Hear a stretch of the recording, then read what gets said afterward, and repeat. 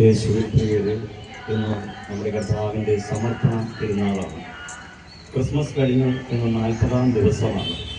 മോശയുടെ നിയമം അനുസരിച്ച് തൻ്റെ ശുദ്ധീകരണത്തിനും കടിഞ്ഞൂൽ പുത്രൻ്റെ കാഴ്ചവെപ്പിനുമായി കന്യാമറിയം ജെറുസലേം ദേവാലയത്തിൽ എത്തുന്നു.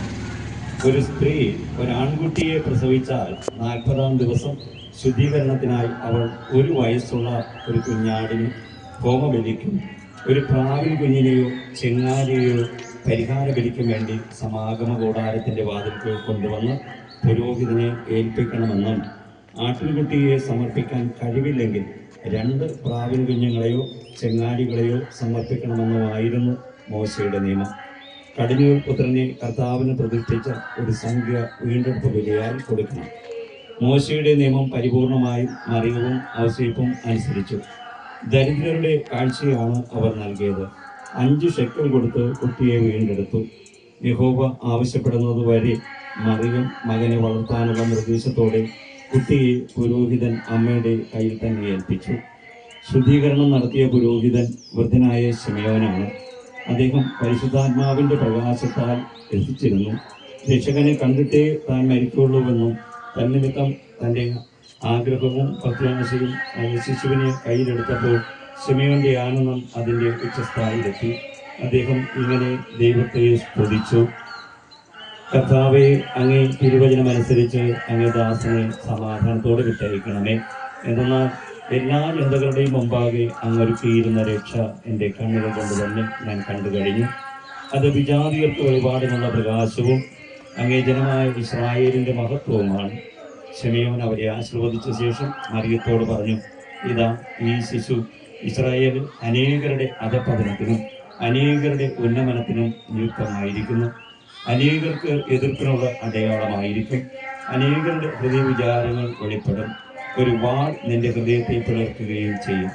സ്നേഹമുള്ളവരെ, കർത്താവിൻ്റെ സമർപ്പണ തിരുനാൾ ആഘോഷിക്കുന്ന നമുക്ക് പരിശുദ്ധ കന്യകാമറിയത്തിൻ്റെയും വിശുദ്ധ ഔസേപ്പ് പിതാവിൻ്റെ എളിമയും അനുസരണവും ലളിത ജീവിതവും ഉയർന്ന ചിന്താഗതിയും ഉൾക്കൊണ്ടുകൊണ്ട് നമ്മുടെ ജീവിതത്തിലും ഈ പുണ്യങ്ങളെല്ലാം പ്രാവർത്തികമാക്കാൻ ശ്രമിച്ചുകൊണ്ട് ഈ ദിവ്യബലിക്ക് ഒരുങ്ങാം.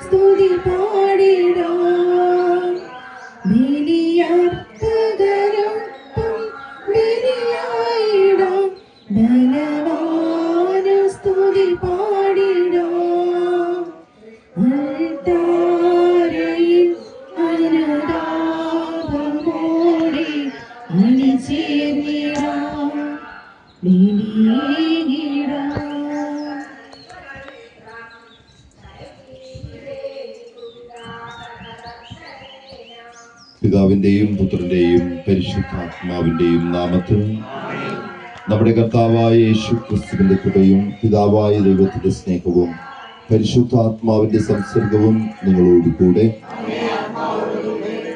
പ്രിയ സഹോദരരെ, 40 ദിവസങ്ങൾക്ക് മുമ്പാണ് നമ്മൾ ആനന്ദഭരിതരായി കർത്താവിന്റെ പിറവി തിരുനാൾ ആഘോഷിച്ചത്.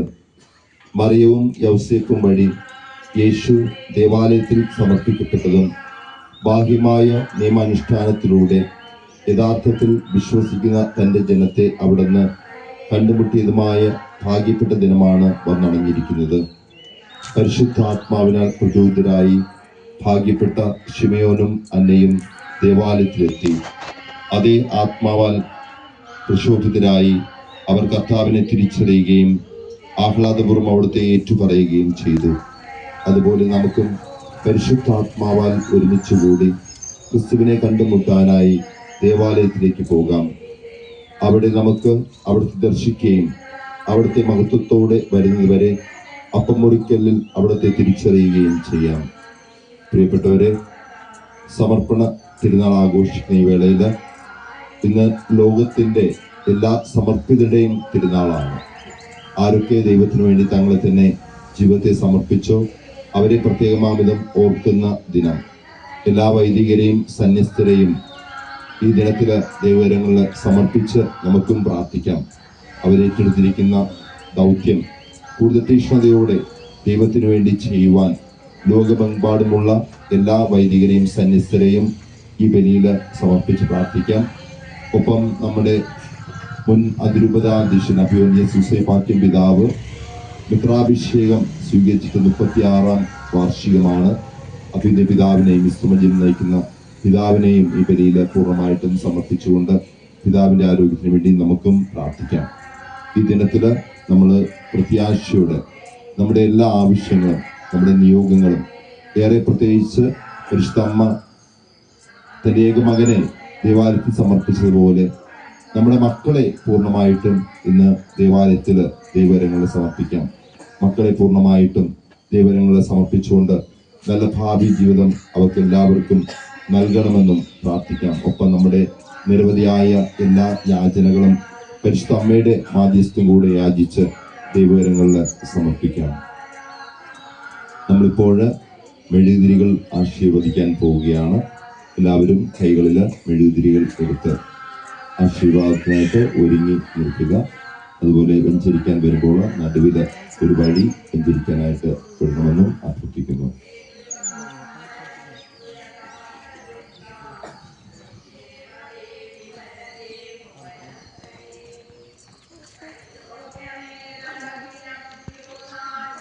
നമുക്ക് പ്രാർത്ഥിക്കാം. എല്ലാ പ്രകാശത്തിൻ്റെയും ഉറവിടവും ആരംഭവുമായ ദൈവമേ, ഈ ദിനം നീതിമാനായ ശിമയോന് ജനതകളുടെ വെളിപാടുകൾക്കുള്ള പ്രകാശം അങ്ങ് കാണിച്ചു കൊടുത്തുവല്ലോ. അങ്ങയോട് ഞങ്ങൾ കേണപേക്ഷിക്കുന്നു.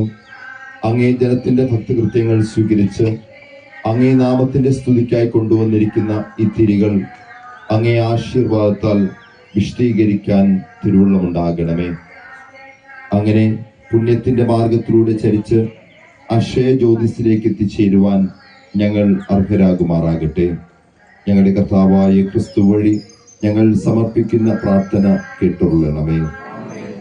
സത്യപ്രകാശവും നിത്യപ്രകാശത്തിന്റെ പ്രചാരകരും ഉടയവനുമായ ദൈവമേ, അനന്തപ്രകാശത്തിന്റെ ശോഭ വിശ്വാസിയുടെ ഹൃദയങ്ങളിലേക്ക് ചൊരിയണമേ.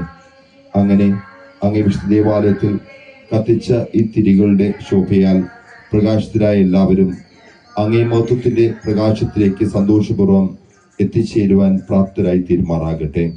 ഞങ്ങളുടെ കർത്താവായ ക്രിസ്തു വഴി ഞങ്ങൾ സമർപ്പിക്കുന്ന പ്രാർത്ഥന കേട്ടുകൊള്ളണമേ.